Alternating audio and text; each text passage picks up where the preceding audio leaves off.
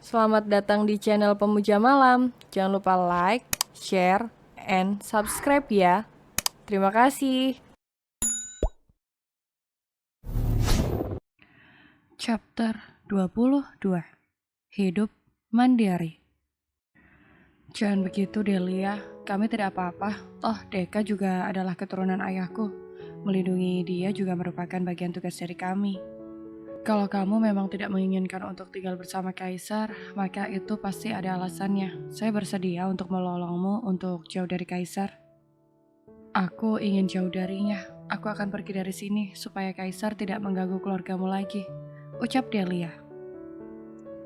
Jangan begitu Delia, keluargaku juga adalah keluargamu. Kau adalah keluarga dari Yamada. Kau menantu dari ayahku dan Deka adalah cucu dari ayahku. Bukankah Kaisar adalah anak dari ayahku? Ucap Takeshi. Aku tidak ingin memberikan masalah lagi untuk kalian. Entah Kaisar akan melakukan apa lagi kalau dia tahu aku ternyata bersama kalian. Sudahlah, kau harus membiarkan aku untuk pergi dari sini. Karena itulah jalan yang terbaik untuk kedamaian semua orang. Ucap Delia. Kau ingin pergi kemana? Katakan kepadaku. Tanya Takeshi. Delia diam sebentar, tampak berpikir. Turki? Ucap Delia. Takeshi mengerutkan keningnya. Kenapa? Tanyanya. Aku ingin tinggal di sana dan memulai hidup baruku di sana. Ucap Delia. Baiklah, aku akan menemanimu. Kau jangan khawatir, aku tidak akan membiarkan kamu sendirian. Dalam mengurus Deka, aku akan selalu bersama kamu. Ucap Takeshi. Ayolah, Takeshi, kau jangan bersikeras seperti itu. Kalau sampai Kaisar tahu kau bersamaku, maka Kaisar pasti akan menghancurkan lagi perusahaan Yamada. Aku akan merasa bersalah dengan hal seperti itu.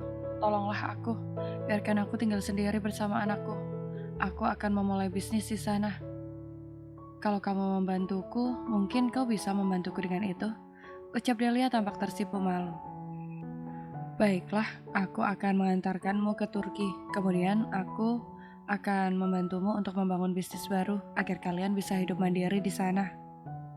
Setelah itu, aku akan kembali ke Jepang. Jadi, Kaisar tidak akan curiga tentang keberadaanmu, oke?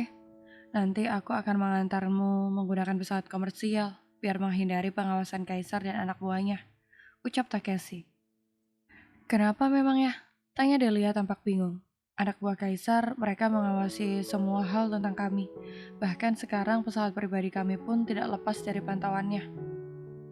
Oleh karena itu, aku tidak bisa mengantarmu menggunakan itu. Jadi nanti kita berdua akan menggunakan pesawat komersial. Dan aku akan membuatkan dokumen-dokumen untukmu. Sehingga nanti namamu tidak akan terlacak oleh mereka. Ucap Takeshi. Terima kasih banyak Takeshi, karena kau sudah banyak membantuku untuk lari dari Kaisar. Aku akan mengingat ini semua dalam hidupku. Ucap Delia dengan mata berkaca-kaca. Takeshi mengelus tangan Delia. Sudahlah, aku tidak apa-apa. Ayo kita bersiap untuk pergi dari sini. Kita akan pergi melewati jalan rahasia, sehingga kepergian kita tidak terlacak oleh anak buahnya Kaisar yang selalu berjaga di rumah sakit ini. Delia mengangguk dan bersiap untuk pergi dari sana. Setelah semuanya siap, Delia dan Takeshi serta Deka langsung meninggalkan rumah sakit melalui jalur rahasia. Jalur yang hanya diketahui oleh Takeshi dan beberapa orang saja di rumah sakit itu. Jalur itu memang disediakan untuk hal-hal darurat seperti ini. Wah, aku tidak tahu kalau rumah sakit ini memiliki jalur seperti ini. Sungguh, arsiteknya sangat luar biasa.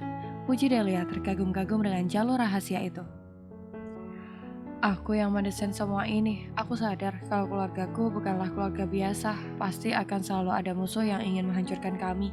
Oleh karena itu, aku sengaja membangun jalur ini sebagai jalur melarikan diri dan bersembunyi serta untuk melindungi keluargaku. Ucap Takeshi. Di ujung lorong jalur itu telah tersedia sebuah mobil yang sudah menunggu mereka. Tampaknya Takeshi tadi masuk juga melalui jalur itu. Oleh karena itu, anak buah Kaisar tidak bisa melacak keberadaannya sekarang. Aku tadi melalui jalur ini karena di semua pintu masuk dan jalan keluar semuanya dipantau oleh Kaisar.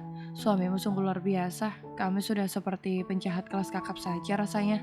Haha, ucap Takeshi sambil tertawa-tawa. Dalam situasi seperti ini pun kau masih bisa tertawa. Hidupmu sungguh benar-benar mudah sekali, Takeshi. Cibir Delia sambil melirik Takeshi yang kini mendorong kursi roda. Delia baru saja melahirkan, kondisinya belum terlalu stabil. sehingga Delia tidak diizinkan untuk berjalan terlalu jauh, sehingga Takeshi menganjurkan untuk menggunakan kursi roda. "Bagaimana kabar ayahmu saat ini?" tanya Delia. "Ayahku sedang sakit, dia di rumah sakit saat ini, ibuku yang mengurus dia, kau tidak usah khawatir," ucap Takeshi. Delia tampak berpikir. "Kehadiranku benar-benar sangat merepotkan kalian. Aku mohon maaf ya seandainya kalian tidak bertemu denganku. Pasti hidup kalian akan baik-baik saja. Tidak perlu diteror oleh kaisar seperti ini." Delia mulai bersedih hatinya, mengingat begitu banyak kerugian yang sudah ditanggung oleh keluarga Takeshi karena melindungi dia. "Sudahlah, jangan mulai lagi. Ayo, pesawat kita akan segera lepas landas," ucap Takeshi. "Aku tadi sudah menelpon sekretarisku di kantor untuk memesankan 2 tiket ke Turki, dan pesawatnya sebentar lagi akan segera berangkat. Oleh karena itu, kita tidak bisa lama-lama di sini. Ayo cepat." Delia bergegas masuk ke mobil dan kemudian Takeshi langsung tancap gas untuk menuju bandara. Tampak ketegangan di wajah Takeshi. Dia khawatir kalau anak buahnya, Kaisar, bisa melacak keberadaan mereka berdua. "Aku juga sudah meminta kepada sekretarisku untuk menyiapkan sebuah apartemen di Turki dan juga sudah membeli sebuah restoran di sana. Apakah kau bisa mengelola sebuah restoran?" tanya Takeshi. Delia tampak berpikir sejenak, kemudian Delia menatap Takeshi dalam-dalam. Takeshi tampak bingung dengan reaksi Delia tersebut. "Ada apa?" tanyanya. "Apa kau seorang cenayang?" tanya Delia bingung. "Maksudnya?" "Iya, apakah kau seorang cenayang? Bagaimana mungkin kau tahu apa yang ingin aku lakukan di Turki tanpa bertanya dulu kepadaku?" tanya Delia terkagum-kagum. "Kau itu kan suka memasak dan masakanmu enak sekali, jadi aku pikir keahlianmu pasti adalah memasak, iya kan?" tanya Takeshi dengan antusias. "Bingo," ucap Delia senang. Takeshi tersenyum. "Aku senang kalau kamu tidak keberatan dengan apa yang sudah saya persiapkan untuk kehidupan kamu nanti di Turki. Kamu harus ingat, jika ada kebutuhan apapun, kau harus menghubungiku. Jangan pernah sungkan denganku, karena aku bukan orang lain, kita adalah keluarga, dan aku pasti akan selalu membantumu dalam situasi apapun," ucap Takeshi. Delia mengangguk. "Terima kasih banyak Takeshi atas semua dukungan yang sudah kalian berikan kepadaku. Aku pasti akan selalu mengingatnya. Aku pasti akan menceritakan kepada putraku tentang kamu dan juga keluargamu," ucap Delia. "Aku akan berusaha untuk mencari cara agar aku bisa tinggal di Turki juga bersama kamu tanpa perlu untuk mengundang kecurigaan Kaisar. Jangan khawatir, kau tenang-tenanglah di sana. Cepat atau lambat, aku pasti akan menyusulmu ke sana," janji Takeshi yang disetujui oleh Delia. Delia bahagia sekali memiliki seorang Takeshi di saat-saat tersulit hidupnya. Setelah mereka berdua sampai di bandara, mereka langsung naik ke pesawat yang akan membawa mereka ke Turki, tanpa mengundang kecurigaan dari anak buah Kaisar. Karena saat ini Takeshi dan Delia menggunakan penyamaran, sehingga tidak kentara oleh anak buah Kaisar.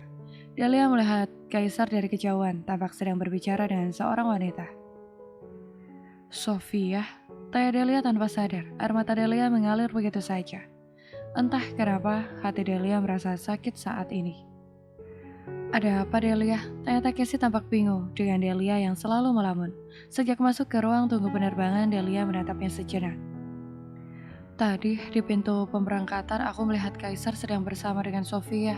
Jadi keputusanku untuk pergi dari dia itu sangat benar. Aku meninggalkan dia untuk kebahagiaan dia bersama Sofia, wanita yang dia cintai. Biarkanlah mereka hidup bahagia tanpa aku dan putraku," ucap Delia dengan sedih.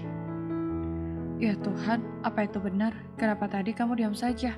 Kalau kau tadi bilang, aku pastikan mereka tidak akan mengganggu kehidupan kamu lagi," ucap Takeshi geram.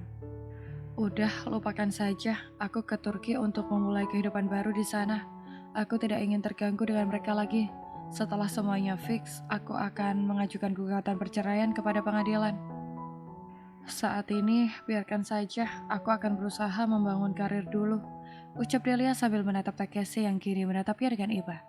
Delia memejamkan mata untuk bisa melupakan apa yang tadi dia lihat, tapi selalu gagal. Bayang-bayang itu terus saja mengejar Delia. Bayangan ketika Kaisar tertawa saat berdiri di hadapan Sofia. Bayangan saat Kaisar bercinta dengan Sofia. Bayangan itu seperti menghantui benaknya, menyakiti perasaannya.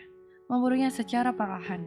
Delia saat ini benar-benar kesakitan. Delia sangat sedih saat ini, sehingga tanpa terasa air matanya mengalir tanpa bisa dia kendalikan. Menangislah, setelah itu kamu harus tegar dan kuat. Lupakan saja segala sesuatu yang membuat hati kamu terluka. Tidak perlu mengingatnya lagi, kau lepaskan dan lupakan.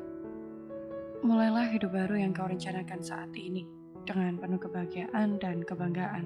Apa kau mengerti, Delia? Delia hanya mengangguk pelan. Isak tangis Delia kini semakin lirih. Saat ditengok oleh Takeshi, Delia ternyata sudah terlelap. Baguslah kalau dia tidur, dengan begitu dia bisa melupakan apa yang terjadi hari ini dan semoga saja dia akan berhasil melewati semua cobaan ini dan keluar sebagai pemenang. Takeshi menatap ke jendela, saat ini hatinya sedang gamang. Apa benar kalau saat ini Sofia telah kembali bersama dengan Kaisar? Entah kenapa tiba-tiba hati Takeshi merasa sakit yang tidak terperi. Takeshi meletakkan Delia untuk kembali ke kursi miliknya. Bagaimanapun juga, ada rasa tidak nyaman ketika Delia terlelap di dalam pelukannya. Hatinya berdebar-debar, seakan bertalu-talu. Bagaikan genderang yang mau perang, Delia kini lelap dengan tangannya sebagai bantal. Takeshi pun akhirnya memutuskan untuk tidur juga, karena sudah lelah juga. Melakukan perjalanan panjang Jepang menuju Turki sungguh melelahkan sekali. Takeshi mulai mengantuk. Untung saja Deka Yamada, bayi mungil itu sangat tenang, walaupun usianya beberapa minggu saja. Tetapi Deka sangat pengertian dan tidak rewel selama dalam perjalanan, sehingga Takeshi tidak repot. Sementara itu di bandara tampak Kaisar yang sedang mengantarkan Sofia untuk pergi ke Amsterdam. Saat tadi Delia melihat tangan Kaisar sedang mengelus kepala Sofia.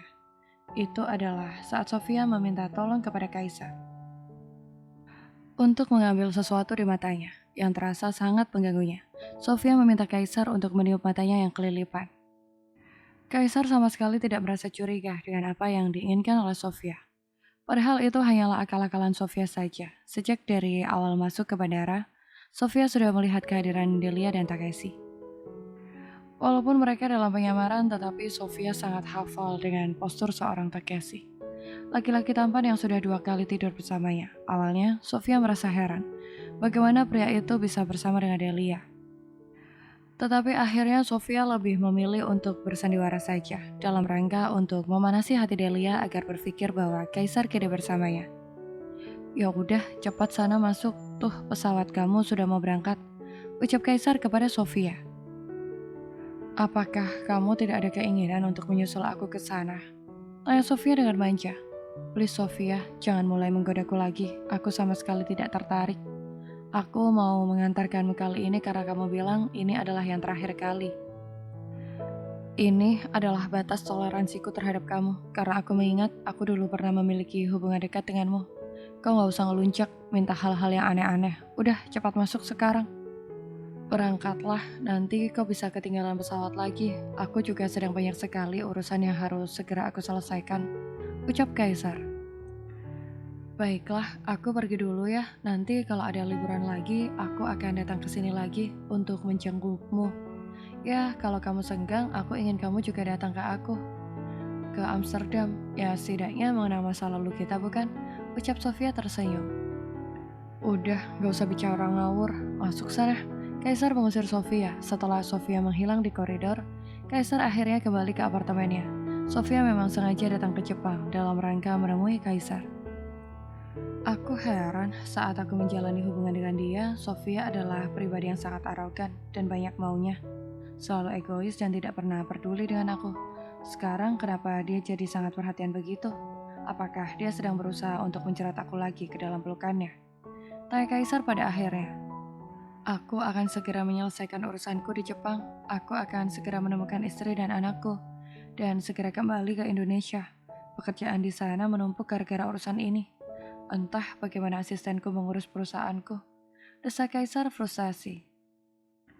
Kaisar memejamkan matanya. Saat ini dirinya sangat lelah, lahir batin. Kaisar ingin tidur sejenak selama perjalanan menuju ke apartemennya. Bangunkan saya kalau kita sudah sampai di apartemen. Perintah Kaisar kepada supir sementaranya. Bersambung.